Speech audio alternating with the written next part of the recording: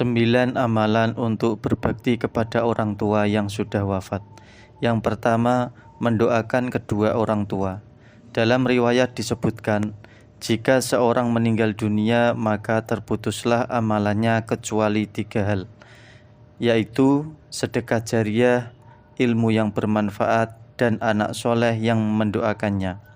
Yang kedua, bersedekah atas nama orang tua dan melunasi hutangnya. Dari Abu Hurairah, ada seorang laki-laki bertanya, "Sesungguhnya ayah saya telah wafat. Dia meninggalkan harta tapi tidak ada wasiat. Apakah dosa-dosanya bisa terhapus jika saya bersedekah hartanya itu atas namanya?" Rasulullah menjawab, "Iya." Yang ketiga, mengqadha puasa apabila tidak puasa Ramadan. Aisyah pernah mendengar Rasulullah SAW, "Siapa yang meninggal dan memiliki tanggungan puasa, wajib bagi keluarganya untuk mengqadhanya." Yang nomor 4, sholat.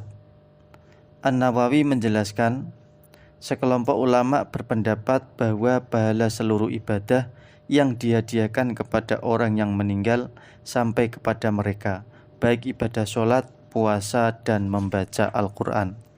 Yang kelima, membaca ayat-ayat Al-Quran. An-Nawawi menjelaskan, sekelompok ulama berpendapat bahwa seluruh ibadah yang dihadiahkan kepada orang yang meninggal sampai kepada mereka, termasuk membaca ayat-ayat Al-Quran. Yang keenam, ibadah haji. Perempuan datang kepada Nabi Muhammad dan bertanya. Perempuan itu berkata, "Ibu saya belum pernah haji. Apakah saya boleh melakukan haji untuknya?" Rasulullah menjawab, "Lakukanlah haji untuknya." Yang nomor 7, menyambung silaturahim dengan saudara atau teman dekat orang tua. Abu Usaid pernah menceritakan sebuah hadis sebagai berikut. Suatu ketika saya duduk bersama Rasulullah. Tiba-tiba ada seorang laki-laki dari sahabat Ansor bertamu. Ia bertanya kepada Rasul, "Ya Rasul, apakah saya bisa berbaik budi kepada kedua orang tua saya yang sudah meninggal?" Rasulullah menjawab, "Ya, ada 4 hal. Yang pertama, mendoakan mereka. Yang kedua, memohon ampunan untuk keduanya. Yang ketiga, menunaikan janji mereka dan memuliakan teman mereka.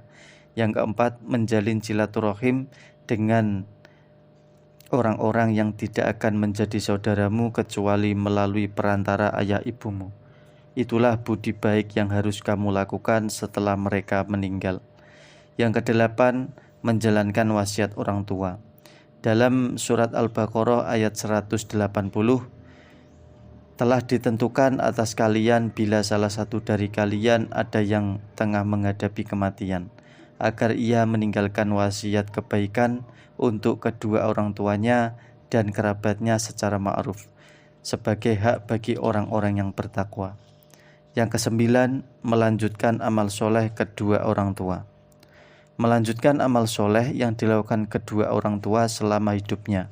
Contohnya, jika mereka rajin puasa sunnah, gemar bersedekah, senang menghadiri majelis ilmu, dan amal soleh yang lainnya, maka lanjutkanlah kebiasaan mereka.